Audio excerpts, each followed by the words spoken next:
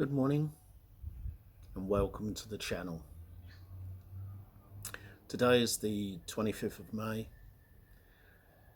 and in light of my poor performance from the last video, we're going to make an effort to try to redeem ourselves. So what I mean by that is that what we're going to do is we're going to visit Arthur Seat. Arthur Seat was part of the DGR from the last video, and I mucked it up totally. So we're going to Arthur Seat today. It's a little after, just on 8 o'clock in the morning, and it's looking like a really nice day. Surprisingly, earlier in the week, it was supposed to be rain and really windy. Now the wind might change, it may pick up through the day, but right now we've got blue sky, sun still relatively low on the horizon, but coming up. I was woken by the sound of kookaburras, which is always fun. I don't know if you can hear, there's a couple of birds squawking in the background.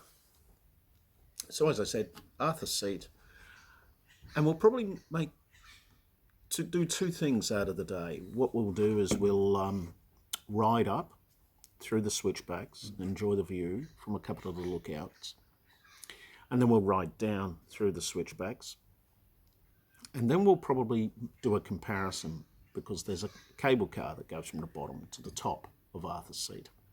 So we'll do the cable car. We'll ride the cable car to the top, ride the cable car to the bottom, and effectively what we might do in the the traditions of Top Gear, we'll have a race. Yeah, we'll have a race. So yeah, well, the reality is that driving or riding up or down is going to be quicker than the cable car. But we'll do a comparison. The cable car will offer far more extraordinary views that we get because of the elevation. And it'll give us a much better overview. We'll see the road below us. We'll see the elements of the Mornington Peninsula and the area, Dramana, Rosebud.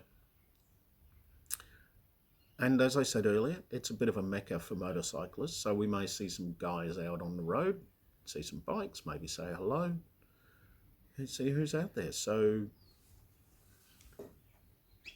let's go for a ride. I'm going to finish my cup of tea first though. Don't rush me. Okay, we'll be on the road soon. See you later.